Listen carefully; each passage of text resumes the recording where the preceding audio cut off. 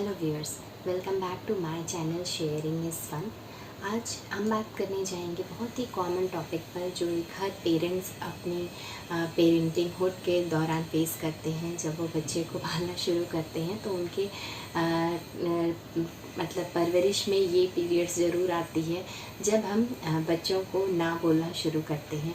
बच्चे ज़िद करते हैं और उसके लिए हम उन्हें रोकना शुरू करते हैं, हम उन्हें सही और गलत में फ़र्क बताना शुरू करते हैं। तो चलिए वीडियो शुरू करते हैं।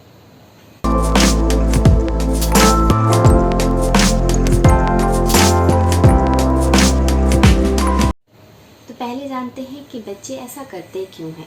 तो कुछ रीज़न्स है जिसकी वजह से बच्चे ऐसा करना स्टार्ट कर देते हैं। जैसे कि सबसे पहली बात है, जैसे ही हम पेरेंट्स रेस्ट्रिक्शन लगाते हैं, अगर किसी चीज़ पर वो रेस्ट्रिक्शन लगाते हैं तो बच्चे जानबूझकर वही चीज़ करना चाहते हैं जिस चीज़ के लिए उन्हें रोका जाता है। जैसे कि मैं अपनी बेटी की एग्ज़ाम्पल अगर लूँ तो उसे मैं जब भी गेट से बाहर जाने से रोकती हूँ तो जैसे ही गेट खुलता है उसे बाहर जाना है। तो वही होता है, जिस चीज़ के लिए हम रेस्ट्रिक्शन डालते हैं बच्चे वही चीज़ करना चाहते हैं। दूसरी चीज़ है जिसके चलते बच्चे ज़िद्दी या फिर चिड़चिड़े होते हैं, वो होता है कि बच्चे अगर दो बच्चे साथ में हैं तो होता क्या है कि जो भी दूसरे बच्चे को पसंद है वही ये पहले बच्चे को भी पसंद आता है। जनरली ये आप देखे होंगे कि जो डज़न्ट मैटर कितने सारे भी खिलौने हों, लेकिन जो एक बच्चा लिया हुआ है सेकंड वाले बेबी को भी वही चीज़ चाहिए जो वो लिया हुआ है। ये बच्चे में बहुत कॉमन होता है कि बच्चे को वही चीज़ अच्छी लगती है जो दूसरे के पास रहती है। तीसरी बात है जिसके कारण ऐसे बच्चे करते हैं, वो होता है कि कॉपी करना। बच्चे एक्चुअली बहुत कॉपी करते हैं हमारे या फिर किसी दूसरे बच्चे को देखकर, वो वैसा ही बिहेव करते हैं जैसा वो देखते हैं।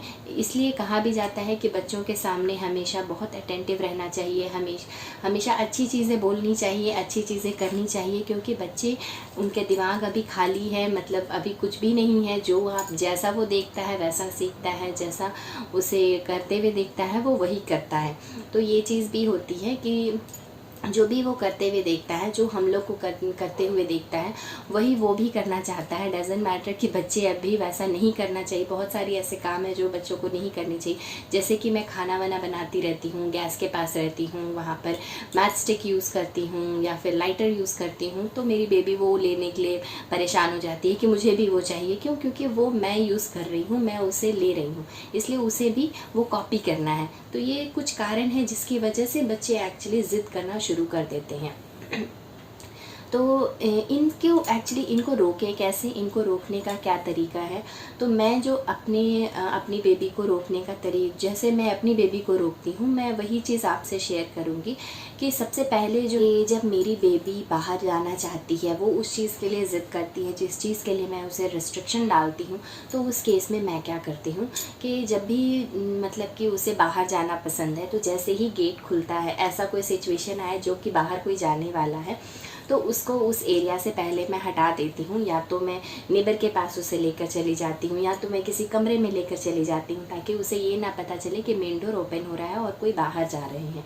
मैं क्या करती हूँ कि मेन डोर को खुलने से पहले ही मैं उसे उस एरिया में लेके चली जाती हूँ जहाँ से उसे पता ना चले कि मेन डोर खुलने वाला है। ऐसे ही बहुत सारी चीज़ें होती हैं जो बच्चों को हम रेस्ट्रिक्ट करते हैं, पर फिर भी वो काम करना चाहते हैं।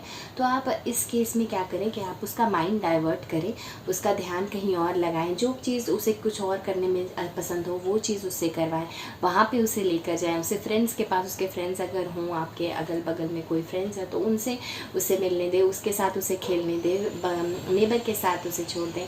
तो उससे क्या होगा ना कि उसका माइंड डाइवर्ट हो जाएगा और वो काम फिर वो नहीं करेगी।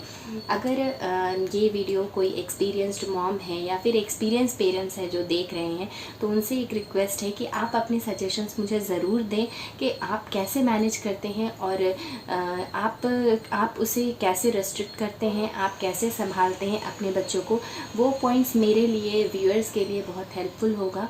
तो मैं आपसे रिक्वेस्ट करूँगी कि प्लीज़ आप थोड़ा टाइम निकाल कर कमेंट बॉक्स में अपने व्यूज़ भी ज़रूर शेयर करें। चलिए बढ़ते हैं दूसरी ओर।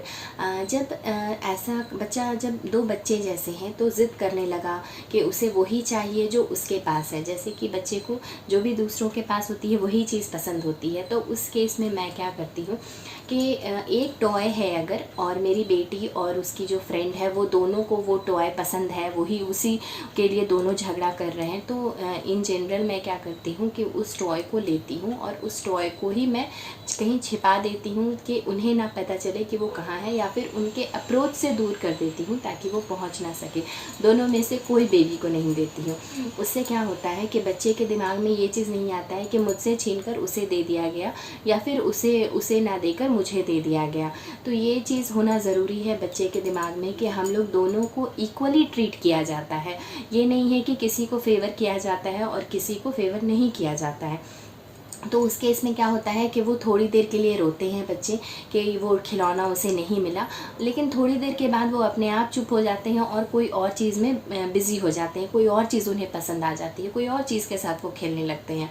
तो जब भी आप ऐसा फेस करें कि दो बच्चे हैं वो एक चीज़ के लिए लड़ रहे हैं, तो आप भी ये ट्राई करें, डेफिनेटली आपके केस में भी ये वर्क करेगा। तीसरी चीज़ है कि कॉपी करना। बच्चे हर चीज़ कॉपी करते हैं, जो दूसरे कर रहे हैं वही कॉपी करते हैं। जो ड्रेस वो पहनी है उसे ही इसे भी वही ड्रेस पहनना है, ये चीज़। तो इस केस में क्या है कि प्रेफर करें कि अगर आप दो चीज़ हो सके तो दो चीज़ लाएं, अगर नहीं हो सकता है इन केस तो जैसे मैंने सेकंड पॉइंट्स बताए हैं वो यूज़ कीजिए। और आप कोशिश कीजिए कि अगर एक ही है और वो दोनों खेल रहे हैं या दोनों को भी ज़रूरत है, तो आप उसे शेयरिंग करना सिखाएं। बच्चों के साथ बैठिए, दोनों बच्चों के साथ बैठिए, जैसे कि एक बॉल है और उससे दोनों बच्चे खेलना चाहते हैं, तो दोनों को डिस्टेंस पर बिठा दीजिए और यहाँ से वहाँ, वहाँ से यहाँ, ऐसा करके उन्हें शेयरिंग करके खेलना सिखाइए। वो डेफिनेटली बच्चे के लिए बहुत वर्क करता है और बच्चे उससे बहुत कुछ सीखते भी हैं। बच्चे ये सीखते हैं कि ये खिलौना केवल मेरा नहीं है, ये खिलौना दोनों का है, ये खिलौना से हम लोग दोनों खेलेंगे। शेयरिंग करना सीखते हैं बच्चे, एक दूसरे को समझना सीखते हैं। उस केस में आप बच्चे बहुत सारे पेरेंट्स ऐसे होते हैं जो बच्चों को मिलने नहीं देते हैं दूसरे बच्चों से, ज़िद की वजह से कि वो कोई और बच्चा अगर ज़िद्दी है या तंग करता है तो वो उसकी तरह हो जाएगा, इसलिए मिलने नहीं देते हैं।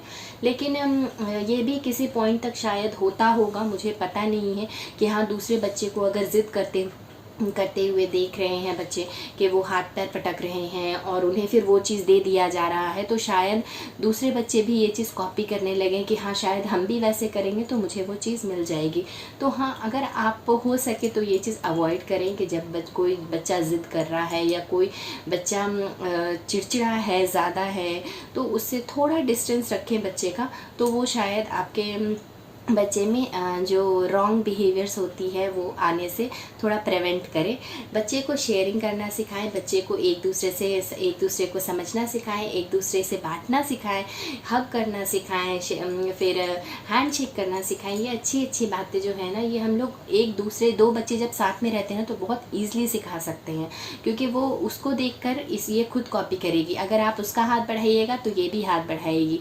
तो ये चीज़ क्या होता है ना कि दो बच्चे के बीच में अंडरस्टैंडिंग क्रिएट करता है और एक अच्छा बिहेवियर, अच्छा इमोशन क्रिएट करता है, जो एक ग्रोइंग बच्चे के लिए बहुत ज़रूरी है।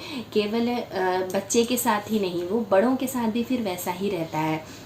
जब बच्चे स्कूल जाने लगते हैं तो वो चीज़ उस टाइम भी बहुत हेल्प करती है, क्योंकि जब बच्चे स्कूल जाते हैं तो उस टाइम पेरेंट्स उनके साथ नहीं रहते हैं और वो बहुत सारे बच्चों से मिलता है। तो उस टाइम में आपके बच्चे अगर पहले से शेयरिंग करना जानते हैं, पहले से जानते हैं कि अगर कोई सिचुएशन आ जाता है जिसमें हमें एक ही चीज़ है और दो जन हैं तो उस टाइम कैसे बिहेव करना चाहिए, वो चीज़ अगर आपके बच्चे पहले से ही जानते हैं तो वो बहुत हेल्पफुल होता है आपके बच्चे के लिए भी और आपके लिए भी। आपके टीचर आपको कभी कंप्लेन नहीं करेंगे आपके बच्चों को लेकर। कभी कभी इवन ऐसे सिचुएशंस भी आ जाते हैं जब बच्चे आपकी एकदम भी नहीं सुनते हैं, आप कितना भी कर लो वो बच्चे आपकी नहीं सुनते हैं।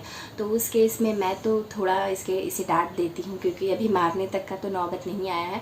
मैं अगर थोड़ा इसे कस के डांट देती हूँ तो ये शांत हो जाती है, चुप हो जाती है, वो नहीं करती है। और जब भी वो नहीं करती है, मतलब वो रुक जाती है, तो मैं उसे हमेशा प्रेज़ करती हूँ, गुड गर्ल ऐसा कह के, गुड गर्ल, वेरी गुड ऐसा करके कहती हूँ। तो उसे ये समझ में आता है कि ओके, जो मैं कर रही थी वो गलत था और जो मैं अभी कर रही हूँ वो सही है।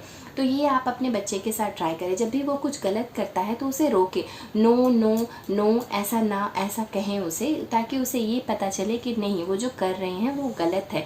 और जब भी वो कुछ अच्छा करे तो उसे प्रेज़ ज़रूर करें, उसे वो चीज़ गुड गुड गर्ल या फिर कुछ भी आप प्रेज़ करें, उसे स्माइल करें, उसे हग करें कि हाँ जो भी तुम कर रहे हो वो करेक्ट है, ताकि बच्चे सही और गलत में डिफ्रेंशिएट कर सके। तो ये चीज़ आप अपने बच्चों को ज़रूर सिखाएं। उम्मीद करती हूँ कि आपको ये वीडियो हेल्पफुल लगी हो। अगर हेल्पफुल लगी है तो मेरे चैनल शेयरिंग S1 को सब्सक्राइब करें, साथ में बेल आइकन दबाएं, ताकि जब भी मैं नेक्स्ट वीडियो अपलोड करूँ तो आपको उसके नोटिफिकेशंस मिल जाएं। मिलते हैं आपसे नेक्स्ट वीडियो में, तब तक के लिए स्टे सेफ, स्टे हेल्दी।